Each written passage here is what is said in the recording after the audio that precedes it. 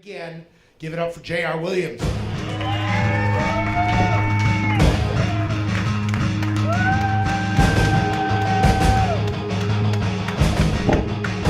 Oh, I love that song. Hi, everybody. For the facts, I am not from Detroit. I'm actually from Gaylord, Michigan. I've been there. Have you? I'm sorry. It's not that bad. I'll explain a few things. I actually grew up in Flint, Michigan. That's where I grew up at. Hold your applause. Yep. I'm sure everybody knows that place with the documentary that's out now. Yeah. Okay. But like, our address was a Flint mailing address, but I grew up on a farm with horses, so it was a little different. But people still will like make assumptions about where I'm from. They'll be like, "Wow, you're from Flint? That must have been tough." And I'm like, yeah, okay.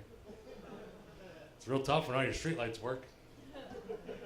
And we had a well, so it's whatever. Or they'll make assumptions about me personally. They'll be like, wow, you're from Flint. You must be pretty tough. Can you fight?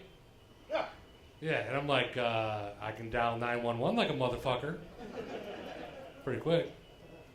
They'll be like, oh, you're from Flint. You ever seen a drive-by? And I'm like, no. One time these people drove past our house. And they turned around and they came back. And they started petting our horses without even asking. That's like straight gangster shit in a country kid. Right there. My personal favorite is people will be like, wow, you're from Flint. Were you in a gang? I don't know what about my overall appearance screams former gangbanger to people. But it's like, I was in the chess club, dude. Like, really? Don't do that. I moved up to northern Michigan after I met my wife. That's where she's from. I got to do a lot of new things moving up there that I didn't do in Flint. Like, I never hunted growing up. I got up there, and last fall on opening day, I got my first deer ever, which was cool. It's like a northern Michigan rite of passage, I guess. I wrecked my car, but I got the fucker. It's good. It was weird, though. Like, I stopped on the side of the road, and this lady stopped. And she was checking on me, and I'm like, who does that? It's like, you know, if you break down on the Dan Ryan, ain't nobody going to stop to help you. Everybody knows that.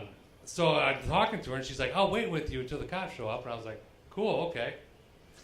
And then the cop shows up, and he's doing all his reporting, and he comes up to me and says, hey, Mr. Williams, do you want this deer? I was like, that deer's broken, sir. What do I want with a broken deer? And right away, that lady that's been waiting with me was like, I'll take it. And I was like, oh, you bitch.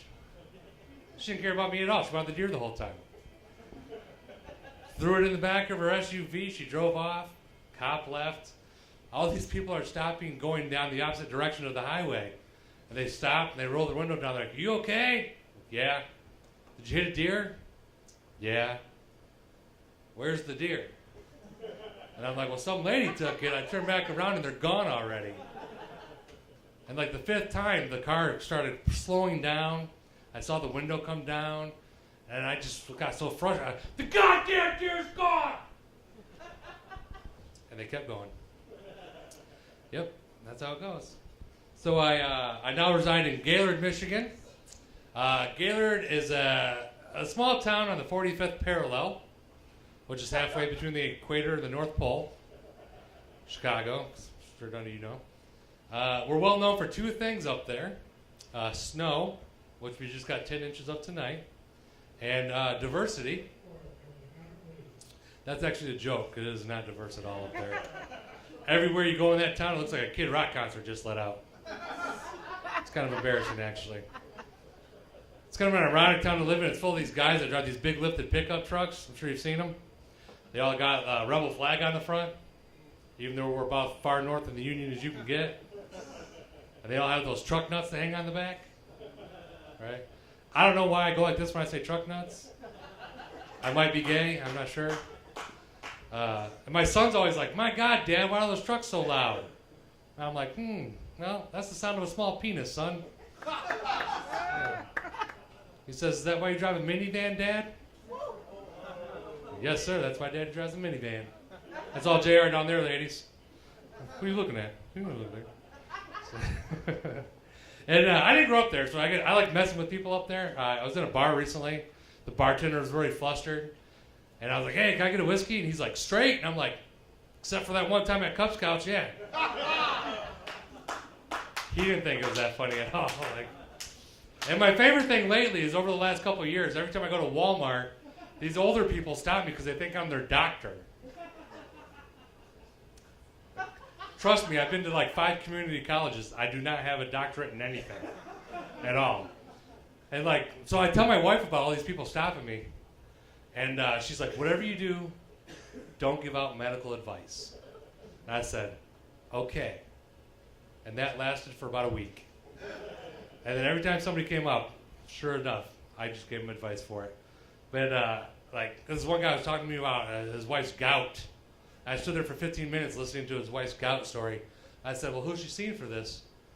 And he told me the name of the doctor. I was like, oh, well, he's pretty good. That should be cleared up in no time. We can do that.